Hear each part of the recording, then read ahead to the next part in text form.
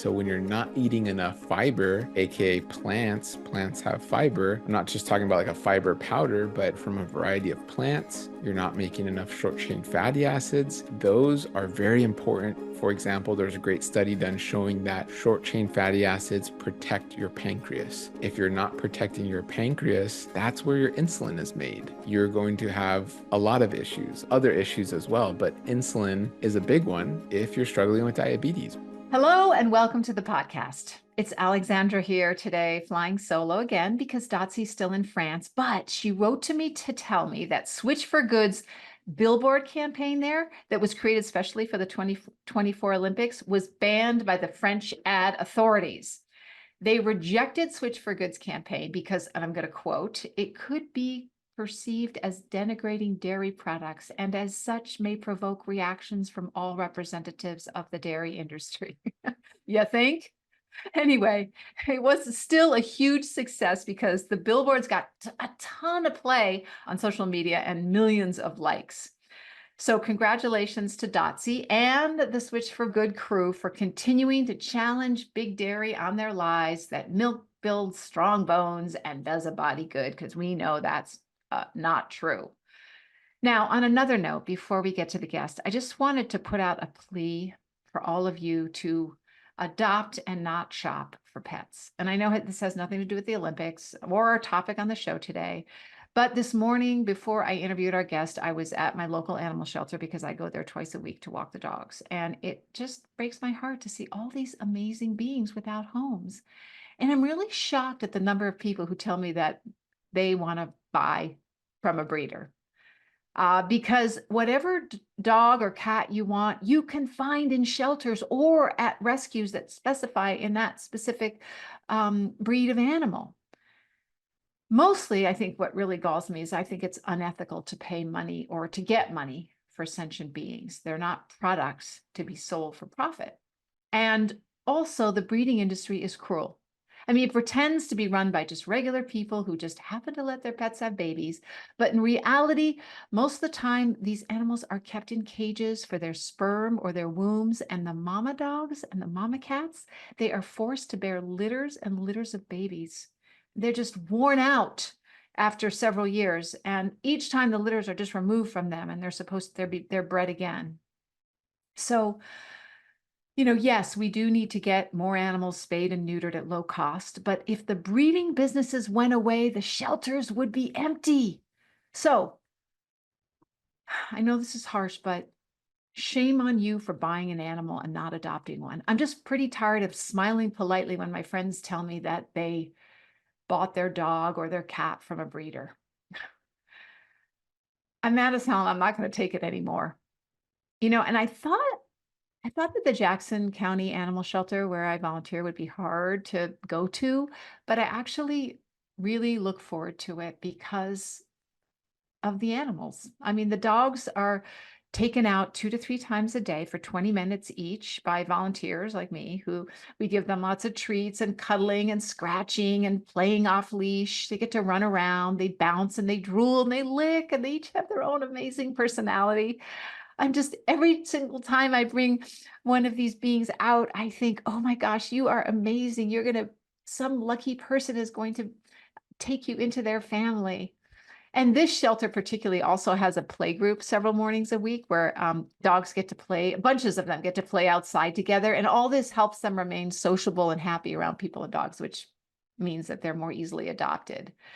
And I also know that the dogs are treated well there because just this morning, 2 of the dogs I took out just went crazy with joy when members of the kennel staff walked by.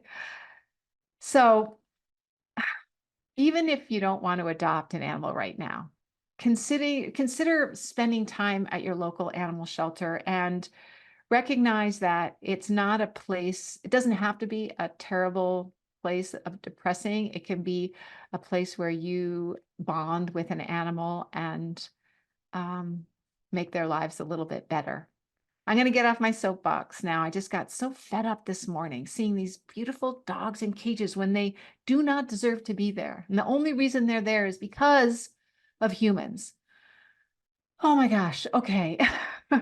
Thanks for hearing me out. Well, and if you do adopt or volunteer your animal shelter, please let me know about your experience at info@switchforgood.org. And let me now introduce our awesome and very uplifting guest today. In a world where chronic illness is on the rise and what to eat for our health get confusing, understanding the links between diet, environment, and our wellness has never been more critical. Today, we have an expert returning to the show who is dedicated to unraveling these connections and guiding us to live our healthiest life. And when I say returning, I mean he's been a guest more often than anyone else because this is his third time on the show. And the reason is, as I told my husband before I got on today, James is such a fount of knowledge and so easy to talk to. So I think you're going to really enjoy this show and learn a lot. Let me tell you more about him. James Marin is an integrative registered dietitian, environmental nutritionist, and he is the co-founder of Married to Health, where he and his wife Dahlia target the root causes of illness in their clients with an emphasis on gut health and sustainable lifestyle change. When James was on the show in episode 45, he discussed toxins hidden in places you might not suspect. In episode 155, he explored raising vegan children, sharing personal experiences with his own family. He actually shared a lot more on each of the episodes, so you'll have to go back and listen to them, but he is a gold mine of knowledge about all aspects of health and nutrition, as you will see today. So, thank you for joining us because today's episode is about navigating dietary challenges and giving you practical tips for integrating more healthy stuff into your diet. I think you're really going to be glad you're here. So welcome back to the show, James. That intro was amazing. Thank you so much. Thank you. Yeah, I'm excited to be back for sure. Great. Well, I'm so happy to have you. And Dotsy's sorry she's not here, but we're going to have you back a fourth time. Let's do it with Dahlia. Dahlia, my beautiful counterpart, wife, co-founder. Yeah, we'll be back next time for sure. And Dahlia has been on the show herself also. So just the Married to Health crew is, really, really informative for the Switch for Good crew. So I want to start off with a really just something that is on my mind a lot. I feel that people today, they try all these crazy hacks to be healthy and they skip over really fundamental ways to improve their health by leaps and bounds. So I'd like to ask you, starting off, what are the top 3 things that you'd recommend we focus on first to get our health in tip-top shape? Yeah, I love it. And we are very gut centric, as maybe some know, and you'll find out by the end of this episode, but we always feel like everything relates to the gut. But really, yeah, when we talk to patients or when we're talking to our community or wherever we are, we really love to say, what interests you? Because there's so many layers to health. So you are where you are unique, you're an individual. And so the one of the best tips I can say is what is interesting to you right now? What is something you feel, whether it's a low-hanging fruit or something you feel called, and we call it kind of stages of change, where you're like, yeah, I'm in an action stage. I really want to do this, whether that is for mental health or you are aware of your gut health, or it is food, or it could be spiritual health, right? There's so many layers to health. So I would say start where you are, and there's likely a gut connection. There's likely other elements there, but that is extremely powerful. Um, I would say, yeah, again, really everything has a connection to the gut, because even if we're talking about mental health, which some of our patients are very interested in, so much so one of our dietitians specializes in emotional release. So because we're understanding the emotional connections to food and your body and the dynamic of that and as it relates to your health, I would say that gut element is like, oh my gosh, come to find out like 90% of our neurotransmitters and like serotonin and dopamine are made in our gut, right? So even as you're on this journey of like, I do have some anxiety or depression or issues mentally, I want to start there. There's a huge gut component, which means a nutrition component. So you'll gradually make your way there and realize, oh my gosh, if I eat more fiber, the list can go on and on, XYZ, I feel amazing, right? And then lastly, I mean, I would say try to get someone on board with you. Realize that it's not just up to you. So whether that is a friend or your spouse, like it was with my wife and I, or it could be one of your kids, if not all of your kids, whatever that looks like, have someone kind of on your board of directors for this endeavor, right? If you're going to make healthy changes, realize you can't do it alone. It's really ultimately you'll come to find out it's going to be your crew, whether that's your family or like I said, a friend group or outside community group, you're eventually going to have this crew where you're like, okay, guys, we're on this journey together. We're supporting one another. And those are, I would say, are three of our top kind of goals or recommendations for sure. We talked about Dahlia, and both you and her struggled with your weight earlier. You'd never know it from looking at the both of you now, and you both struggled with your health. Talk to us about your own health and weight challenge and what you do to maintain, because now you're in great shape. Well, thank you. Yeah, we try. It is. It's a constant love, but it at first definitely early on was very challenging. I was the morbidly obese child. I remember in third grade vividly, I weighed 120 pounds in third grade as a child. And I remember that because we did a science project where we all had to weigh ourselves in class. And that was like I was horrified, right? Because I was the biggest kid in class, if not the school for that grade. And it's like I can laugh at it now, but it was extremely traumatic. I realized and this really goes into the elements of the emotions, of the psyche, of the spiritual and mental aspects, because come to find out, oh yeah, I was in an abusive household, verbally abusive. There were family dynamics, and I was eating to feel comfort. I was overeating. I was using food not as medicine, but as a quick fix, right?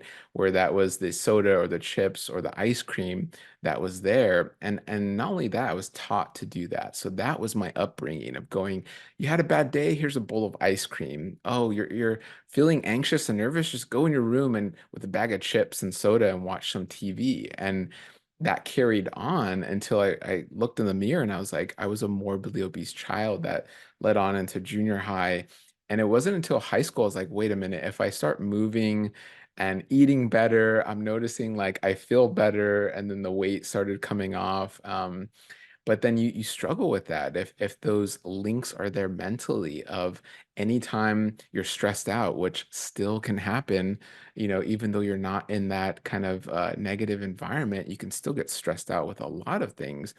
Are you going to default to using food as that comfort? Is that what food is there for? So it's really diving deep into this. It is a big part of how we help our patients for sure, and understand what is that connection to food. And when you understand that, my gosh, it becomes so much easier, or I should say just clearer, not always easier, but definitely more clear of like, oh, I get it. And food doesn't have to have this control over me, right? I control the food. And what is food there for? Oh, food is helping my gut and my body and my mind. And I don't have to overeat and clean the plate and hide in my room and just binge eat because I'm stressed, right? You see it for what it is, and that is it's freeing. It unlocks this layer, this level, and from there you can really just really without effort almost. I mean, yes, you're gonna move your body and grocery shop and cook,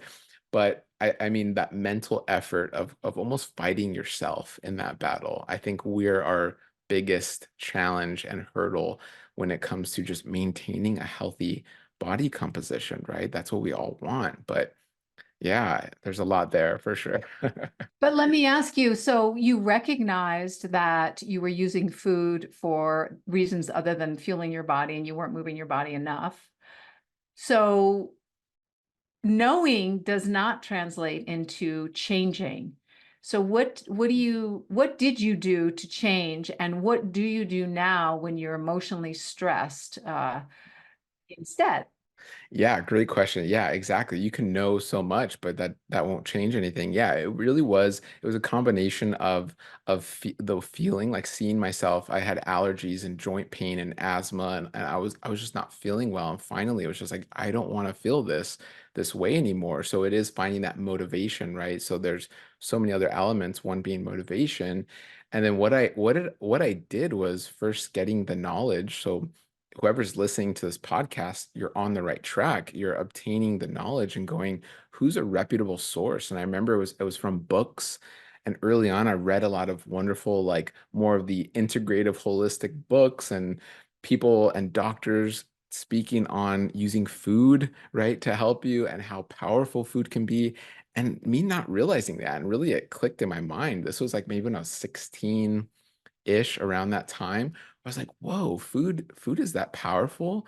And then diving into that, what I did was slowly just clean up what I was eating. And now today that's really an extension of that where obviously it's a plant-based diet, right? It's eating lots of plants and really I eat all plants, but it took me a while to get there.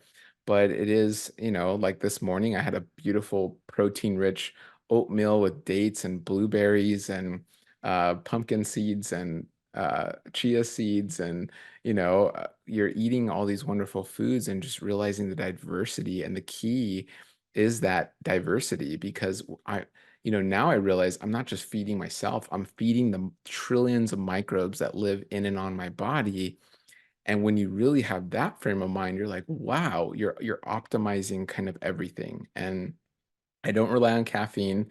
I hardly ever drink caffeine. It's like matcha once in a while. And you're just like, wow, your body just feels so good. And you can then sustain that lifestyle. It's a beautiful cycle of putting in good and getting out good. And you're like, oh, this is working well, right? And you just continue in that cycle in a beautiful way. Yeah, I think you're right. If we remember how good we feel when we eat well, that helps us continue to eat well. Also, I think we're more resilient, so we don't even have those emotions that need to be soothed by food because we're just more balanced. And as you mentioned, our emotional life is already better.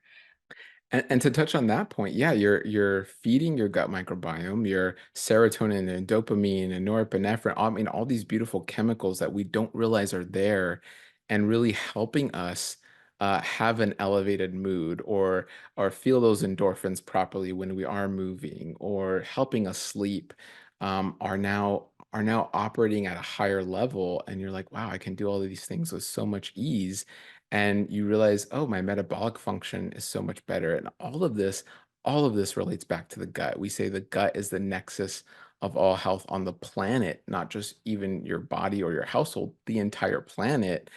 And so when you, of course, we understand that very vividly and in a lot of depth, but when our patients start to even just get the surface of this, they're like, whoa, it is a game changer. And now I am now, what I was doing was like, oh, I need a break. The only time I get a break is when I eat something. So, even in my younger adulthood, as I was becoming a professional, I would only take a break if I was eating. So then I started associating. So this is how tricky it can get. I associated breaks with eating. So every time I was taking a rest, I needed to eat, and without realizing, oh my gosh, wait a minute, I'm not hungry some of those times, but I made that association. So it can still get tricky, but you want to just be conscious of it. You want to just be aware and kind of do away with those old habits of like, no, I deserve a break. I can sit on the couch. I can take a 20-minute nap and I don't need to associate food with that, right? And so it's these little things, even as you get older and really overcome a lot, your body can almost kind of default into these old pathways and you constantly have to be aware of it. But when you are eating the right things, it's easier to be aware of. It's easier to go like, oh, wait, nope, let me change that and not do that anymore, right? So very important. Yeah, I read a book. What's his name? I forgot what his name was. But anyway, it was written by a guy who was high up in the government health department and couldn't figure out why he knew so much about health, but he couldn't resist cookies at work. And he realized that the cookies actually were just that he wanted to socialize because when he walked to the kitchen, he was seeing people and stuff. And so he decided that he could socialize without the cookies. And they also say that with smokers, that one of the reasons that smokers have such a positive association with their habit is that they go outside the building, they're socializing with other people, they're breathing deeply, so they're relaxed. And so they associate it with smoking when they could actually get all that without smoking and all the ill effects. So thank you for that. One last question on this, in this area. You have a young daughter, a beautiful young daughter who's being raised so healthfully. We can see that on your Instagram, on your social media. What do you tell her? How do you help her deal with her emotions without food, like unlike how you were taught? Yes, we are very aware. I mean, some really good tips when it comes to your little ones and their relationship and dynamic with food is really understanding like, there are associations with food that you do want to create and you don't want to create. So for example, we're not like a clean your plate family. We are a very much how are you feeling? How hungry are you? Definitely don't serve yourself with your eyes, understand the dynamics of food. And this was really designed by a really brilliant dietitian, Alan Satter, who wrote a great book on this. And it was one of our early readings in our undergrad. And she's very well known in the dietitian community and even nutrition community. And it's understanding these feeding dynamics where it's not the clean your plate club. It's really allowing your children to make healthy associations with food. It's understanding, especially very young children, tasting or trying a food is seeing a food. Trying a food is touching a food. Trying a food is hearing a food. And so I think, us included, and in no way we're pointing fingers, but like we're so quick to say, oh, they tried broccoli and they hated it, so we're not doing broccoli. Oh, they tried even carrots or corn or, I mean, quinoa, beans, or the list goes on and on. They don't like that. And now as the adults who our kids look up to, they're seeing their adults tell someone, so and so child doesn't like that. And what is more powerful than the adult role model? You're hearing them say you don't like something. Eventually you'll be like, I don't like beans. I don't like, squash. I don't. And yet we don't do that when it comes to other things our children are learning, right? Because a child maybe isn't enjoying a book, we go, oh, they don't like reading. So we stop, reading to them. Or, they start with they're doing multiplication now and they don't like it. Okay, we're not going to do multiplication anymore. And they never learn multiplication. So we try to just kind of help people realize we don't do this with other things they're learning. Why do we do it with food? And it's our own kind of bias or learned behavior. Probably someone did it to us when we were children, and we're just kind of continuing that. And when you become conscious of that, it's very powerful because now food is not bad or good. A food is a food, and we are promoting healthy foods in our home, and we keep healthy foods in our home, and hopefully majority of options in the home are these beautiful healthy plant foods, so your child has lots of options to choose from. And whether they touch it and they're 3 years old or they've been eating it and they're 9 years old and they love it, great, enjoy your food. And it is also knowing, and helping your child understand when they're full as well. You're not telling them when they're full. You're not asking them to eat two more bites. Or there's the rule that some parents do, the number of your age is how many more bites you need to take, which is kind of, yeah, it's just kind of this made up thing that goes around. But that creates I don't know when I'm full. My parents know when I'm full. So now I'm not in charge of my fullness cues anymore. Someone else is. That can stick with a child for the rest of their life, right? So all these things we've done, there's many more, but I would say these are the most powerful. But really giving your child that power to serve themselves, to identify food, to try the foods in the ways I mentioned are powerful. Because now our daughter, when in school situations, being plant-based is very confident. She knows how much she can eat. She knows what she likes to eat, even if kids are going, ew, what's that green thing? Or ew. This has all happened. but she has this confidence because we've given her that confidence. We've empowered her to have that confidence, and that will stick with her hopefully forever. And that's what kind of the research and science says. It sticks with them for forever, essentially. So, yeah, very important. You lucky girl. I was raised with the Clean Plate Club, and I follow that to this day. My husband will leave a couple bites, and I'll be just floored. My first instinct will be, I should eat that so that his plate is clean. But yeah, so it does stick. 60 years now.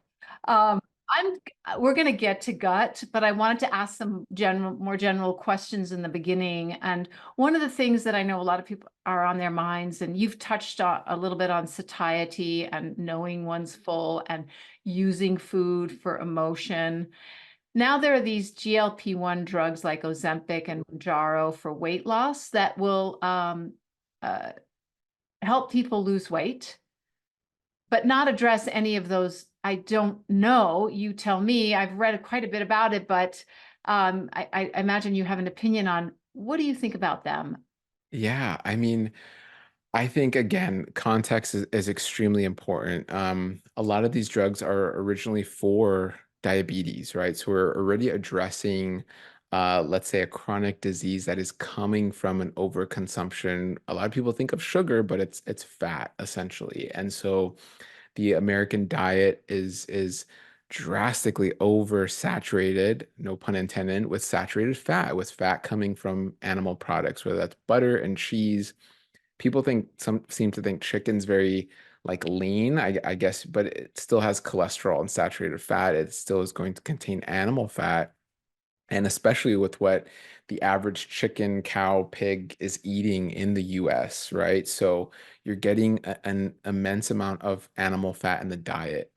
And what this does is we're now seeing non-alcoholic fatty liver disease. So this is essentially almost like a disease we saw in alcoholics, we're now seeing in people that are not even drinking alcohol. And if they do, it's making it worse as well. But we're seeing it come from almost a drunkenness on food. It's being drunk on this hyper saturated fatty animal foods as well as very hyper processed foods that are causing our livers to be overwhelmed with fat.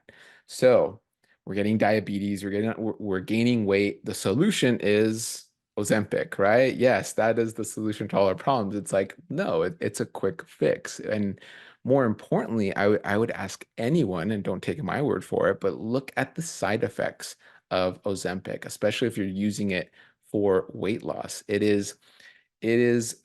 mean, just a quick, I guess, summary of this is it's a pseudo weight loss. It is tricking your liver into thinking that it can release and let go and basically expel and metabolize fats quicker than it should, more efficiently than it should, without doing the actual work of a healthy liver, and therefore you can become reliant on the drug if you want to sustain that weight loss, if you want to, because if you're using the drug, you're still kind of eating. I mean, it does curb appetite, and depending on the drug and the formulation, and or I should say the combination of what some of these people are on, you won't feel as hungry, and you're doing a lot with the liver and your hunger satiety cues and yeah, your fullness cues and everything like that. But overall, you're kind of just tricking your body, while at the same time, you can even do damage to your liver.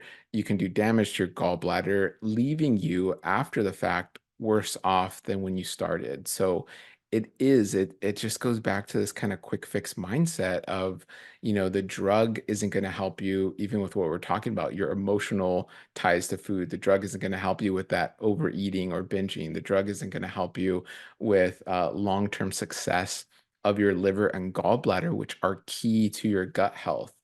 And I would even say it's going to contribute to an epidemic that really no one is talking about, which is what's called a cholecystectomy, which is your gallbladder being removed.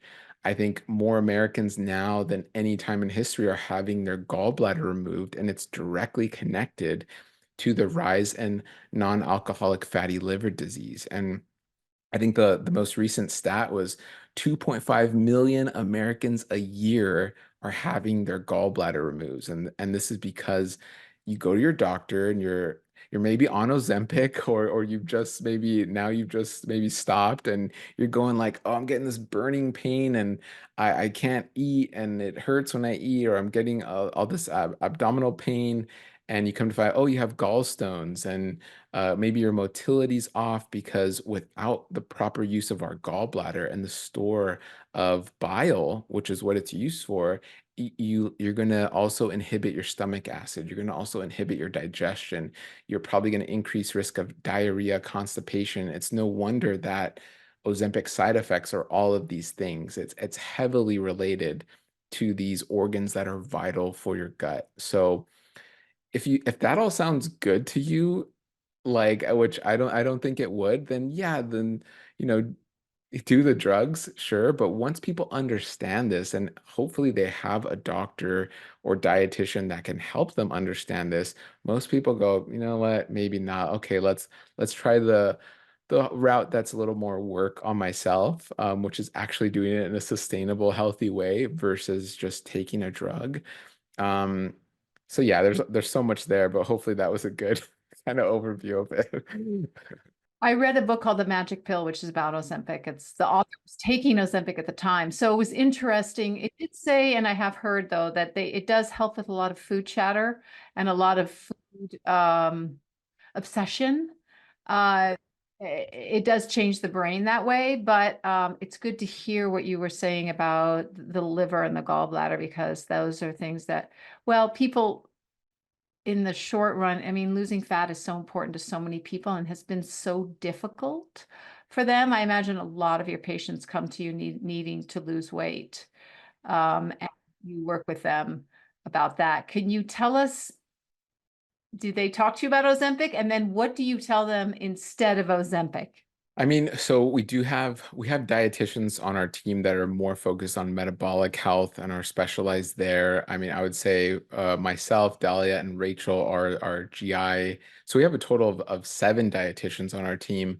But I would say, but yes, it does get brought up all the time when we're seeing a patient, and a lot of times that is because it's something we can see every day, right? We look in the mirror and we go, oh man, my belly fat, or my arms, or my legs, and you're just seeing it, right? We're not seeing our gut inflammation in the mirror every day, right? And so that's first and foremost. I need to lose weight. And then when we start asking, really it comes naturally as we ask more questions and go, well, okay, like say it's an initial visit, and we're going, okay, tell us, we'd like to get a whole health story. We call it from womb to tomb, essentially. We want everything. How were you born? Were you breastfed? Did your mother have a C-section? Did you have a C-section? And we just kind of go from there. What was your childhood like, adolescence, teenage, and just go from there. And really, we go on this journey together, and we come to realize the true root causes. And when we understand the true root causes and what they're actually truly saying, the weight loss, or I should say the fat loss, we like to phrase it as healthy body composition, because you can lose weight and not be healthy, right? Weight can be glycogen that helps us store energy in our muscle. It can be water. It can be, I mean, so many things in the body. It can even be microbes. Your microbes in your body weigh a significant amount. And so if you're losing microbes and doing a lot of these unhealthy things, you can lose weight. That doesn't mean you're healthy. So when we kind of explain all this, we are kind of shifting their perspective a little bit and going, we're here to work with you in a sustainable way. And the bonus of that will likely be healthy body composition. Does that sound good to you? And they're like, oh yeah, yeah, I'd much rather, oh yeah, I am getting migraines every day, and I am bloated every day. And how much of that bloat is actually factoring into you thinking that's all belly fat? And once we kind of address that, oh, my stomach is a lot smaller, or oh yeah, I do feel better, or I've been constipated for 20 years, and this is real things we hear. Oh, now that I'm having a bowel movement, I'm pooping. Oh, I'm way less bloated. I'm way less distended. And I feel so much better when I eat. So once all these things start to happen, it's almost like Oh yeah. Oh cool. I lost weight or my body composition is healthier. Oh great. It's almost like a side salad versus the main course. You know what I mean? So I would say that happens a lot. And then yeah, I mean there's variation for sure, but when it's coming to the patients we're working with, and of course there's an underlying GI issue, that is happening very often. Yeah. Is it ultimately calories in, calories out in terms of getting the body composition? No, I would say yes, calories play a huge part. Like if you are, and it really just depends on what your goal is. And that's where we aren't sports dietitians. I'll be upright and honest about that. Like we do have some bodybuilders that come to us, but they usually come to us for gut issues after years of bodybuilding.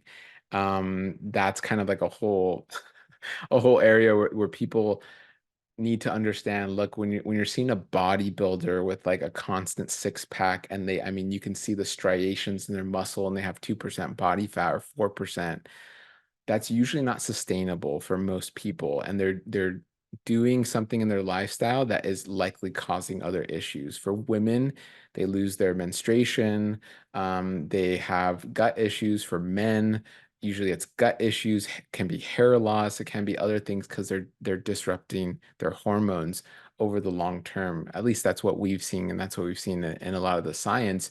But so with that though, um, yes, in that sense, if someone's like, I want to see my six pack, you can go on a low calorie, you can just adjust the calories, and as long as they're exercising, you will eventually see that six pack, right? But is your gut going to be healthy? Are you healthy on a cellular level? That's a separate question. Because you could eat potatoes at a calorie deficit, you can eat Oreos at a calorie deficit, you can eat cheesecake at a calorie deficit. That doesn't mean you're going to be healthy. So yes, it's realizing, um, especially on a plant-based diet, if your goal is to be a little bit leaner, yeah, then maybe you don't want to eat 20 dates. I could easily eat 20 dates at a time, especially with peanut butter and dates. Oh, so good. Do I want that caloric density? Probably not, because I sit on my desk a lot. I'm either doing interviews or I'm working on my computer, right? Um, it's are you serving yourself when you're serving yourself a plant-based bowl of any kind, is half the bowl the rice first? Because that's extremely calorie dense, right? I would opt for majority of Americans to say, no, I'll put the veggies first. So whether that is the zucchini and the carrots and the broccoli. That way, that fills up a majority of the bowl. And then you're adding, the beans and some of the rice, and then you're adding the cashew cream and everything else. Then that bowl is not as calorically dense. So, yes, calories matter, but yeah, there's variation as you can see. It's like what matters definitely is having an optimized gut microbiome and making sure you're feeding yourself the nutrients you need to, at a cellular level, be healthy. At the same time, you can also be mindful of calories and go, I don't need 2 cups of rice for this meal, right? Like there's no way I'm going to burn that off sitting at my desk. So I probably shouldn't do that. So there's that. Um, but then if you're expecting that to make you look like this extreme Olympic athlete bodybuilder, probably not. There's other factors there. So it's really managing expectations as with the Olympics going on right now. And it's like, you're seeing these really chiseled and ripped athletes and not realizing, oh, they work out probably 6 hours a day at times, especially when they're training and working towards this. So it's definitely educating people and giving that context and those factors for sure. So that's why your company is called Married to Health and not Married to Fat Loss, because the most important thing is having the health and then working on the fat loss also. Did you know that nearly $500 million is literally thrown in the trash every single year because of a corporate welfare scheme in the National School Lunch Program? Wow, Dotsy.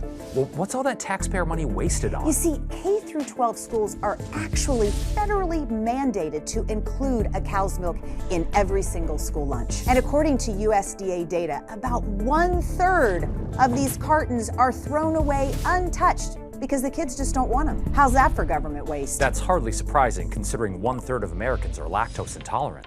Just like me. Now, I know that the WIC program provides non-dairy choices for children under 5, but it seems like the NSLP revokes that parental choice once those children enter first grade. Yes, that's absolutely true, Jason. Moreover, the dairy industry gets to double dip on corporate welfare, from government subsidies on the front end to guaranteed market in schools on the back end. This government waste is just unacceptable.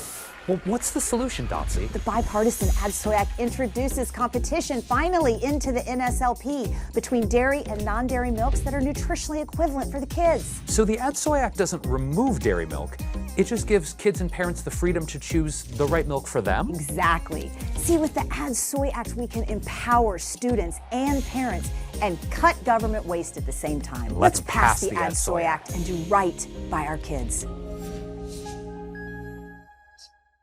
Let's talk about the microbiome, because you've brought it up several times. And so tell us what it is. It's like weighs about 6 pounds in our body, right? And why it's so important, including the gut-brain connection. Yes. Oh my gosh. Well, let me start with saying, a way to understand the gut microbiome is understanding you are an ecosystem made up of multiple ecosystems, and that is essentially the microbiome. And so your body is one big microbiome, and then you have the gut microbiome living inside of that and contributing to that. And why the gut microbiome is so significant and important is, we would say then the gut microbiome is the most important ecosystem on the planet, not just in the ecosystem of your body, but the entire planet. And so with that, you go, what do you mean? I mean, how can that be? Well, imagine if you're this human and you're just carrying a terrarium, right? The terrarium, a self-sustained ecosystem. It's like you can have it as like on your desk, and that's your gut. And what you feed it matters. We are making these decisions, and these decisions as us humans, we have this dominion over the earth, and we can decide, yeah, let's clear that forest and raise cattle. And you know what? We need more cattle. Let's make a CAFO, a concentrated animal feeding operation. And oh, we're destroying that river. Okay, and that river's leading to the ocean. Now there's a dead zone, and deers aren't doing this, monkeys aren't doing this, cockroaches aren't doing this. So like, we as humans have this power over this earth, and it is for the most part shaped by what we're eating, because we all eat. So part of why we went plant-based was realizing that and going, oh my gosh, like if I'm just grabbing the frozen fish, not realizing that it's part of this massive fishing operation where they are just destroying coral reef, and it's not sustainable. Oh, well, I'm contributing to that. So it is this layer of consciousness and going like, I don't want to contribute to that. I want to kind of change that. And it does kind of start with realizing, oh my gosh, I have this power. I have this beautiful ecosystem in me that can actually save other ecosystems all around me. And so I think that's an important first step, because again, that education, that power of going, wow, I can do a lot. And then realizing the gut, oh yeah, it connects to pretty much everything. So everything I just mentioned, from the Amazon rainforest to your family and everything in between, the gut microbiome is connected to. And of course, your body. So I understand how it's connected to the rainforest, because what we choose to eat after the rainforest has been cut down affects not only the planet, but our ecosystem. But what about our family and our mood and things like that? How is the microbiome connected to those things? So there was this great study, I believe it was done in 2019, but don't quote me on this, but it was a great study where they took samples, and we're usually doing like shotgun genomics, and they're usually fecal samples. And so they took fecal samples of an adolescent, so roughly about teenage, range of like high school to college. And so they took stool sample, and of the person, or I should say the teenager, living with the family and then not living with the family. So I believe they had roommates. They had different scenarios set up, but in this case, they had roommates. The gut microbiome initially resembled the gut microbiome based on the stool samples of the family, which makes sense. Oh, that's my family. We're always talking about genetics from our family. So yeah, my gut microbiome should resemble my family. Well, when the person then moved in with roommates, the gut microbiome no longer resembled that of the family. It resembled the roommates, almost as if they were a family. Isn't So it you because though what they were eating? It's That's all what of the I thought. above. So, Ah. so this area of research is called the exposome. So that is everything we're exposed to, from the indoor air to the plastic to the food to the drink to shaking someone's hand. We don't realize how much we transfer, even just with shaking someone's hand, with giving a kiss. Have you been to a party where you do the kiss on the cheek with somebody? You just transferred, I mean, millions, if not billions. It might even be billions to trillions when you factor in viruses, bacteria. I mean, all of it.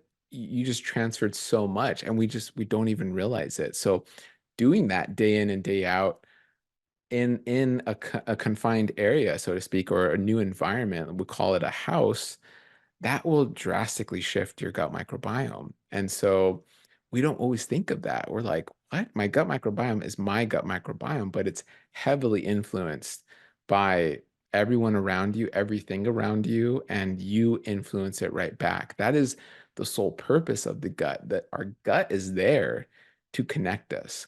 And it's a beautiful connector. It does a wonderful job. So when your gut is inflamed, when there's issues, it is saying, okay, what is it? Am I connected to the wrong plug in a way? Or like, what am I connecting to that's, oops, not what I should be connected to, right? And that's really what the gut does. It's a connector to everything around us. And then I want to make sure you asked more about like mood or your mood Well, or yes, like, I'd like to know how it affects how it affects our body and our brain. So you say yeah. inflamed, but what does that mean in real life terms?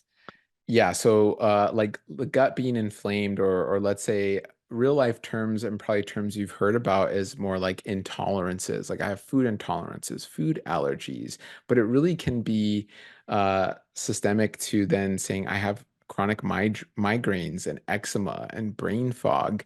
Big one is fibromyalgia. Um, and of course, gut diseases, irritable bowel syndrome, inflammatory bowel disease like Crohn's and ulcerative colitis. So all these diseases, I bet if I ask, raise your hand if you know somebody or someone in your family, and everyone goes like, "Oh yeah, I know someone like that." And so these diseases are essentially coming from the gut. The gut and the brain are connected literally directly by what's called the vagus nerve. It is one of the biggest nerves in the body, and so you have this direct connection from the gut to the brain. And like I mentioned earlier, we are producing 90% of serotonin in the gut. We are producing neurotransmitters in the gut, and more signals are being sent from the gut to the brain than the brain to the gut. And so there is a direct gut brain connection, but even more so, I guess, to summarize it, because we don't have time to go through each organ system connection, but your gut produces key chemicals that then get transferred all around your body. And these key chemicals protect other organ systems. So when we're seeing this chronic disease, and let's talk about diabetes, because again, I think everyone can raise their hand and go, I know someone with diabetes. Really, it's a short chain fatty acid deficiency. And what that is it goes back to a fiber deficiency. So when you're not eating enough fiber, aka plants have fiber. I'm not just talking about like a fiber powder, but if you're not eating enough fiber from a variety of plants, you're not making enough short chain fatty acids. Those are very important to, for example, there's a great study done showing that short chain fatty acids protect your pancreas. If you're not protecting your pancreas, that's where your insulin is made. You're going to have a lot of issues, other issues as well, but insulin is a big one if you're struggling with diabetes, right? Whether you're type 1, type 2, if you're struggling and your pancreatic cells are dying or in disarray, and on top of that, you're eating hyper processed standard American diet, that is the recipe for out of control diabetes, right? So you see how I mean, it's directly related to the gut. Your gut is managing your blood sugar, your gut is protecting your pancreas, your gut, I mean, the list goes on and on. your liver. Yeah, I can go on and on, but yeah, so many connections.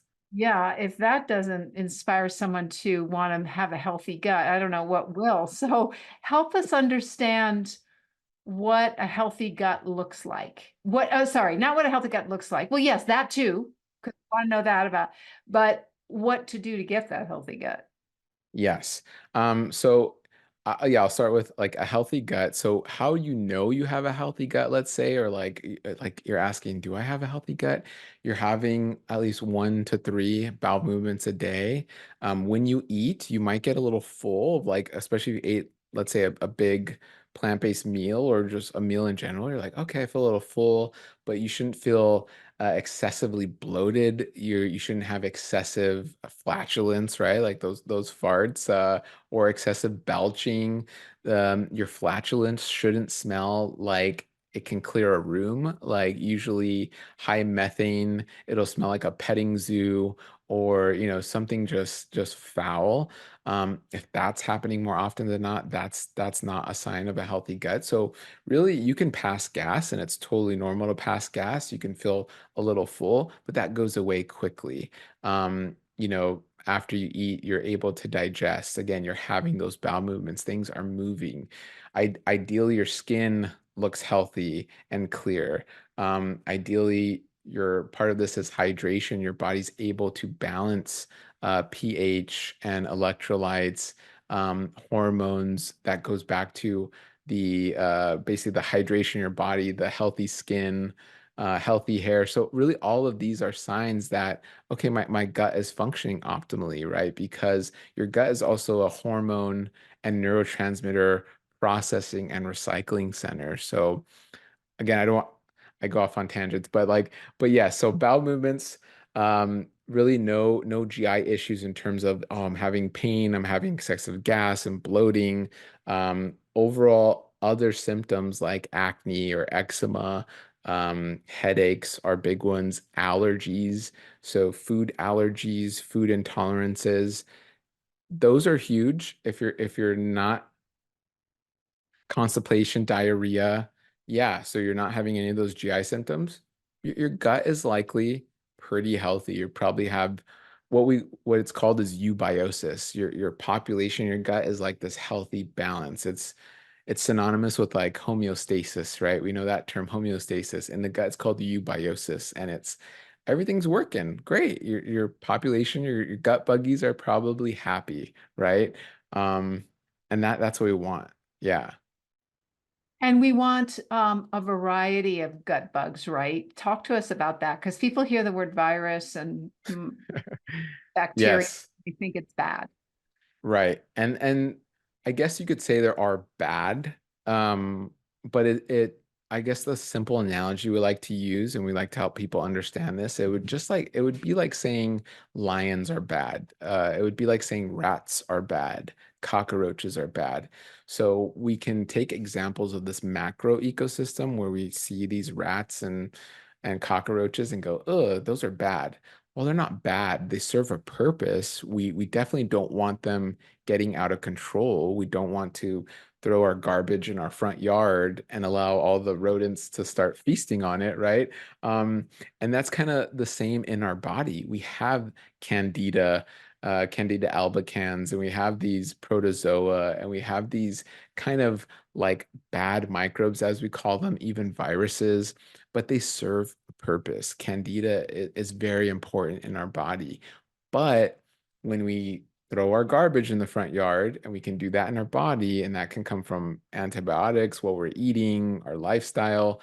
It's almost like we're throwing our garbage in the front yard and we're going, why do I have so many rats? And it's like, well, you keep throwing your garbage in your front yard. Let's take care of the garbage properly, right? Let's take care of our body and our gut properly. When you do that, this ecosystem is in harmony. When the inner ecosystem is in harmony, the viruses, the protozoa, the archaea, the bacteria, and the fungi, I don't think I'm missing anybody, they're working in harmony. Oh, I am parasites. That's a big one that's been around. Um, Social media, parasite cleanses. Guess what? Guess what balances parasites? Bacteria. Uh, of course, lactobacillus, which you can find in your kombucha and you can find in your yogurt. Majority of Americans, I would theorize, and this is based on some good data, are deficient in lactobacillus. So when you're again out of whack, you're in this dysbiosis, you're lacking lactobacillus, you're more likely to get a parasitic overgrowth. The parasites are always there. I probably have parasites right now. You probably have parasites right now. But what's keeping them in check is our other microbes, are the bacteria, are the archaea. What they're doing is keeping them in check. And even the parasites can serve a beneficial purpose. Every bug, just like every animal and insect, serves a purpose. It just has to be in the right context. So hopefully that kind of paints, I think, a digestible picture for this huge universe that lives inside of us, for sure. We want variety of bugs and we don't want to be afraid of them and we want to feed them. So what can we do? You mentioned lifestyle and what we eat, what we take in, can affect the microbiome. What are those things that affect it positively? Yes.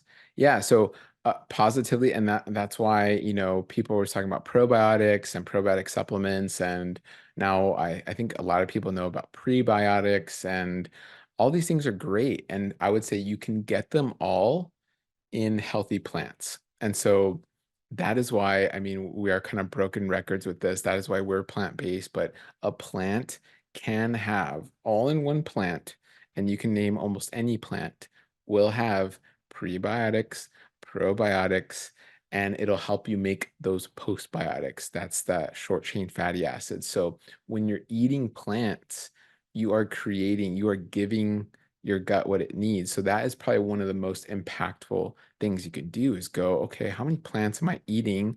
Can I add more? Am I not eating any plants? So we have a spectrum of patients who are like, I eat probably like 2 different plants a week, right? And that's about it. I just eat broccoli and cherry tomatoes. And it's like, okay, can we add maybe 1 or 2 more? And we work with them to just add and give them new recipes and help them along their way. And then you have some people who are doing great with a variety of plants, and that's excellent. So that is the goal. Just to summarize, a variety of plants will feed all the different kinds of bacteria that keep your microbiome in balance. And prebiotics are food for these bacteria. Probiotics are actually the bacteria or the fungi or all those things you mentioned, those that live there. And the postbiotic is the thing that makes healthy reactions in your body. Is that correct? Yeah, the postbiotics you could think of are byproducts of the probiotics, of the beneficial microbes, right? Doing their work. So they're doing their work, they're doing their thing, and they're making you this gift. And a simple analogy for that is you could think of the prebiotic as the soil, the probiotic as the plant, and then the postbiotic as the fruit you get from the plant, right? Like right now we have figs. Our figs are out of control. We've given it good soil, this prebiotic. The plant is doing work. It's a great probiotic. And a probiotic is a term for a microbe that actually elicits a beneficial effect. So like, I don't have just a random plant there that doesn't really do anything. It's a fig tree and it's going to produce figs, right? I know it's going to produce figs. And those figs are like our postbiotics.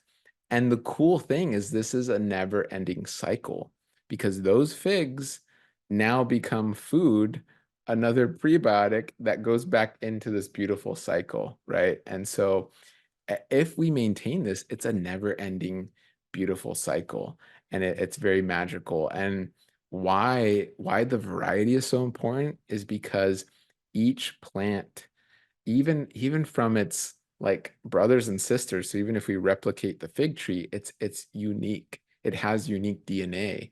It'll have its own unique set of microbes. So the microbes live in the root system, they live in the fig itself, they live on the fig itself, and each plant will have its unique kind of set of microbes that you are then getting exposed to. When you eat that, if you ever pick a fruit, or let's say the fig in this case, and you eat it, you just ate, I mean, trillions of microbes, and I mean, they're going to do amazing things, untold things in your body. And actually, when you're eating like anything colorful, you're actually feeding that to the microbes. We don't absorb the colors, we don't absorb the polyphenols and all these beautiful things. It's actually our microbes that eat those colors and then produce the postbiotic that we can use and absorb. Crazy. It's so cool. And once I think everyone kind of understands this, they go, I want that. Yeah. Oh, that makes so much sense. I want, let me eat more colors. Let me eat the cantaloupe and the kabocha squash and the fig. And that's what it's all about, is getting that variety, getting those colors. It's beautiful. Well, you mentioned lactobacillus and getting lactobacillus in. So do you Mhm. recommend taking probiotics, or do you recommend trying to find, like you said, lactobacillus occurs in kombucha and things like that? What is Yeah. Yeah, that's very important, especially if you're vegan, listening to this, if you're more plant-based, typically, I mean, like your audience has probably eliminated dairy products, which is a major source of lactobacillus, because I mean, typically they're adding it back. But I know there's a whole like raw milk movement going on as well. But typically, for many Americans, dairy is a source of lactobacillus, but it doesn't have to be. So if you remove dairy, it's important you replace that source, which you can easily do with fermented foods. So cashew yogurts and coconut yogurts and kefir, for the most part, they're using a lactobacillus strain to initiate that fermentation process and sustain that fermentation process. So you're likely getting a lactobacillus strain.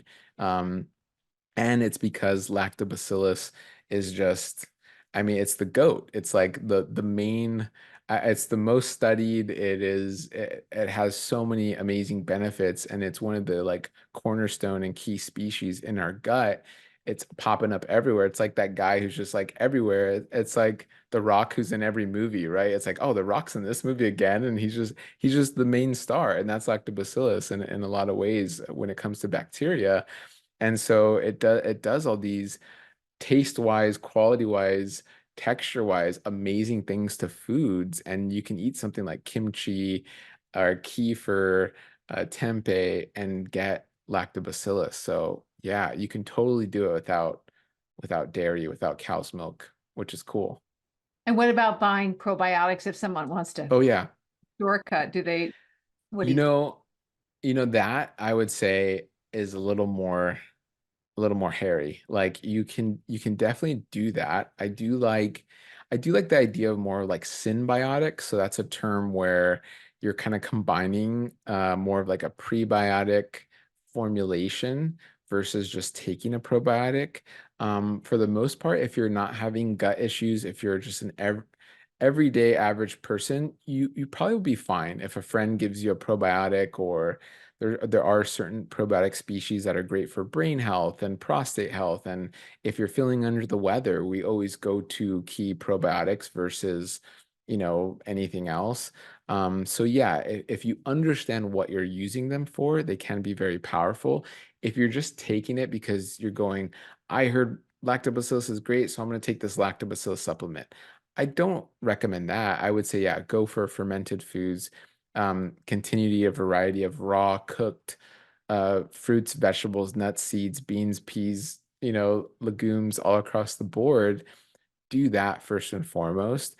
And I would say, just because it'll help you understand this balance a little bit more, it'll also protect you, because there are many, and I would say more than studies are even showing, that have a dysbiosis. So by you having a dysbiosis, you can be primed to have what's called an overgrowth. And if you throw probiotics into an overgrowth, it can make your symptoms much worse. And so the thing with probiotics is you're getting a lot of a little. And what I mean by that is you're getting a lot of species of a very, very few genus, right? So very few kind of actors there, but you're getting a lot of them. And that might not always be great for your body. Your body's all about balance. So a quick analogy, going back to the animals, is it's like when we think we should introduce animals to areas. We're so smart. We should put hogs in Texas, and we're so smart. We should, oops, we brought rats on the ship to the island that never had rats before. And again, that's kind of like our human minds going like, oh, if this is good, we should bring it everywhere. And it's like, well, now we have rats destroying islands in certain ecosystems, and we have the hogs in Texas running amok, all throughout Texas. And I mean, you can name so many examples of this where we introduce, oh, a good one is the big snakes. What are they? The boas, I think in Florida, right? They're having a major issue. Pythons, yeah, where someone who is an exotic collector was just like, let me release my snake in Florida. And it's like, well, no, it's not native here, right? So that can be like our ecosystem. If you're going like, here's 7 billion units of lactobacillus, let me just take this, and not realizing, wow, that can have also a negative effect if you're not careful. So I know a long-winded answer to say, um, probably consult specifically with what you want and do research specifically on what you want this to do, and then see if it's right. And yeah, that would be the best thing to do. Otherwise, eat your fiber Eat your fiber, eat your with the plants, variety of foods. eat fermented foods. I will say ideally, and this was a great study done, ideally you're eating 4 to 6 servings of fermented foods a day. They showed 4 to 6 servings of fermented foods a day. So like I mentioned, kefir, coconut yogurt, cashew yogurt, tempeh, miso. I mean, there's so much, you can almost ferment anything, but these are just some of the most popular, tasty, easy to find options. 4 to 6 servings a day was associated with a robust and healthy gut microbiome. Since we've been strategically doing this, I never get sick. Like that has been one thing. Like a plant-based diet was great. And I was like, I don't need caffeine and I feel so much better. But really focusing on fermented foods was like, it's almost like this added force field of like microbes protecting you.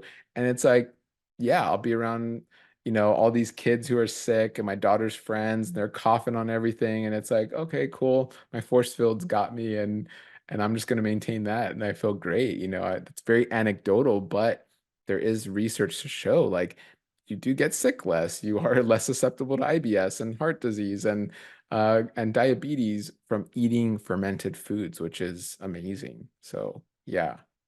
And fewer migraines and skin issues and depression. Yes. Yep. Anxiety, depression, eczema, postnasal drip. Yeah. Ulcers. I mean, it's almost like the list can go on and on. Even fertility. There's more and more studies coming out on fertility and like endometriosis and PCOS and from eating fermented foods and these connections to the gut microbiome. It's truly amazing. There's literally, it's like if we can't find the study on the connection, I'm like, okay, it's coming soon. And sure enough, in like 6 to 12 months, there's like, oh, a study on the prostate and the gut microbiome. And I mean, it's all connected. It's beautiful to see the research coming out more and more. And it can also help people struggling with sugar cravings. Sugar cravings, yeah, yeah, because essentially with sugar cravings, you can be feeding essentially a subset of microbes. So there are studies done on microbial kind of species, especially if you're having um, really a difficult time with sugar cravings, or you're having a difficult time with a certain symptom, even whether that is related to an overgrowth or not.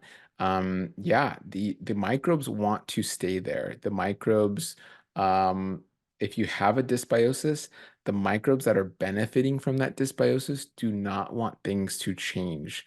So they will put something out called a biofilm. So this is true for bacteria.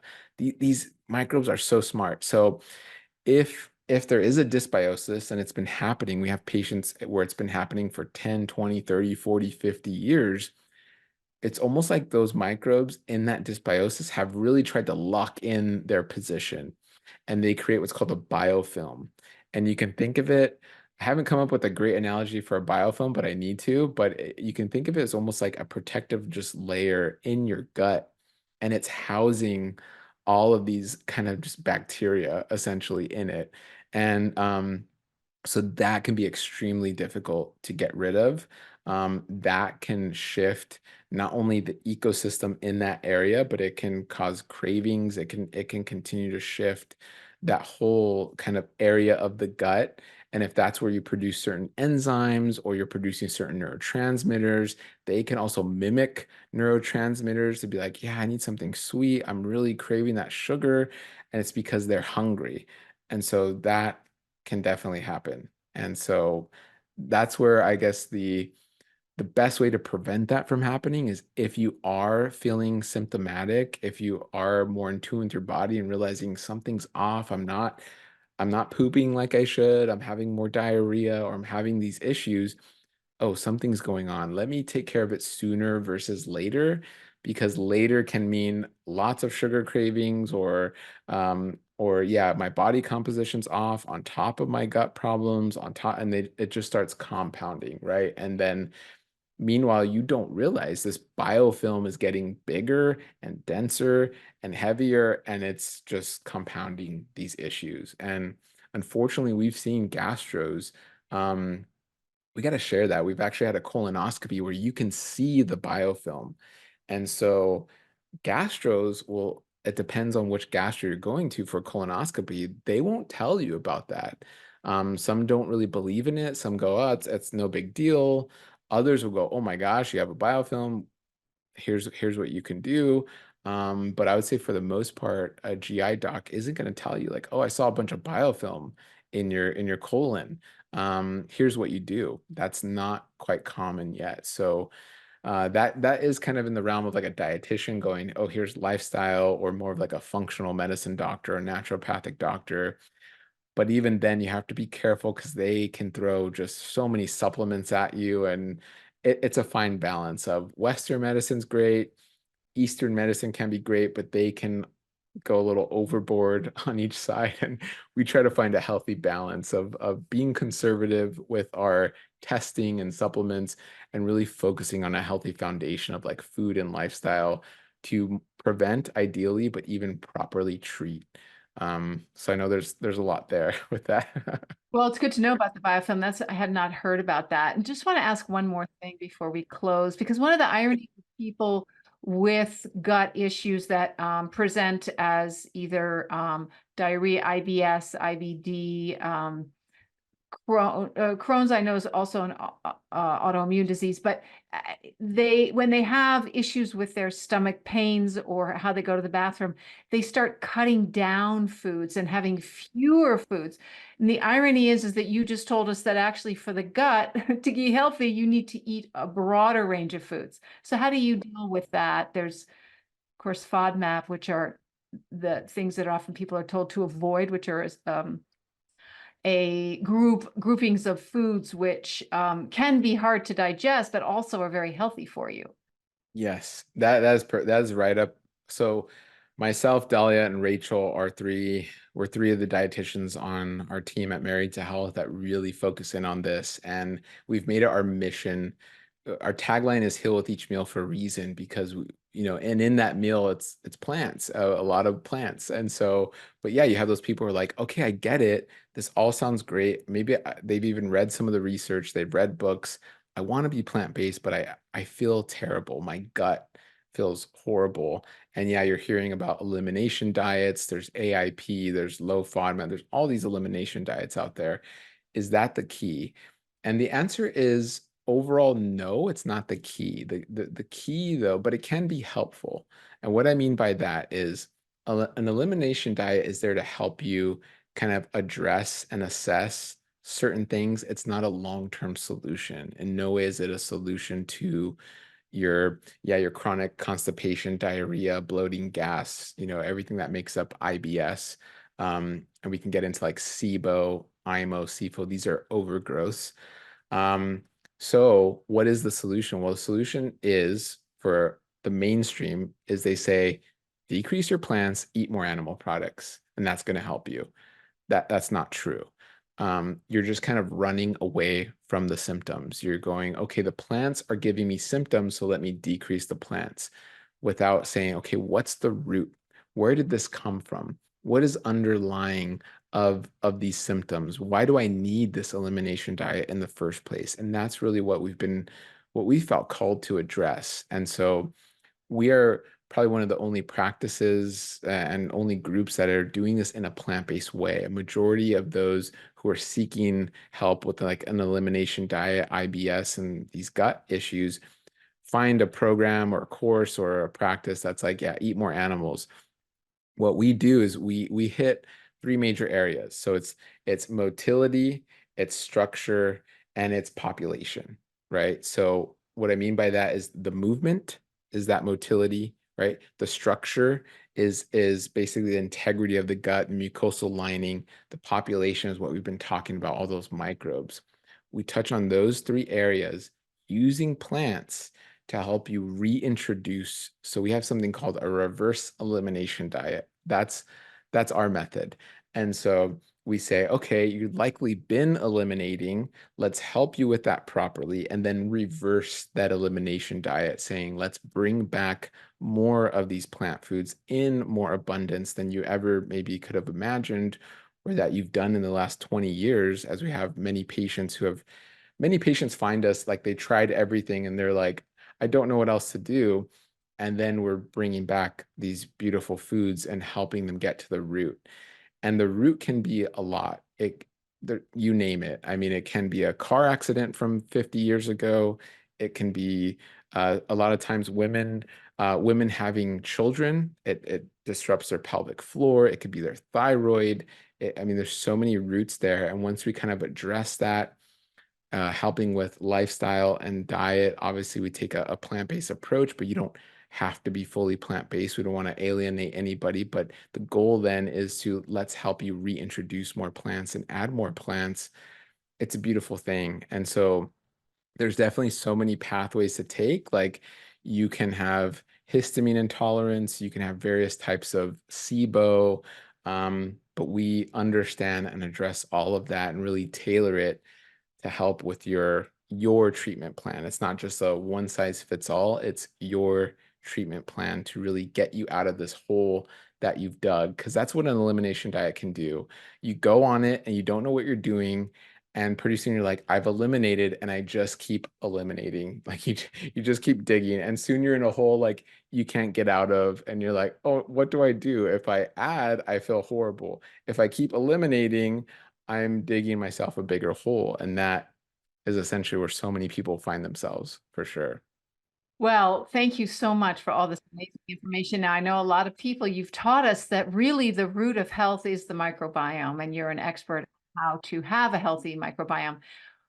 Tell us about your practice. We're an international podcast. Do you do telemedicine? How do we find you? And your website, which has so much more information. Yeah, if anyone wants to connect with us, marriedtohealth.com. We're married to health across all social media platforms. And yes, as of 2021, we went completely telehealth. It's just been great. We see patients all over the world, essentially. And if you're in the US, we can work with your PPO insurance, and we can see you pretty much all across the US.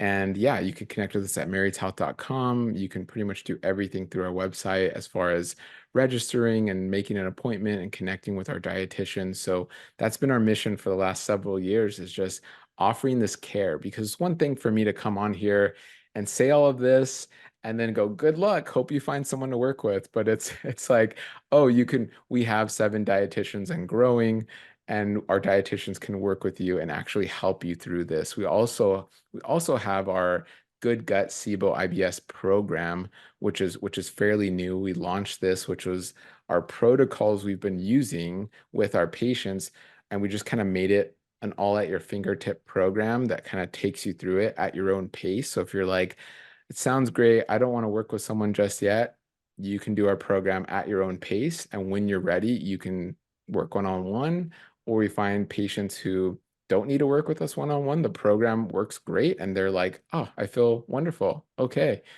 So yeah, we have a variety for anyone who has different needs and lives in different areas. So yeah, marriedhealth.com. Excellent. And that'll be in the show notes. Thank you so much, James, for being with us. And we're going to have you on again. Awesome. Dotsie, Yes. talk more and more about these issues. So thank you so much. Yes. Thank you for having me.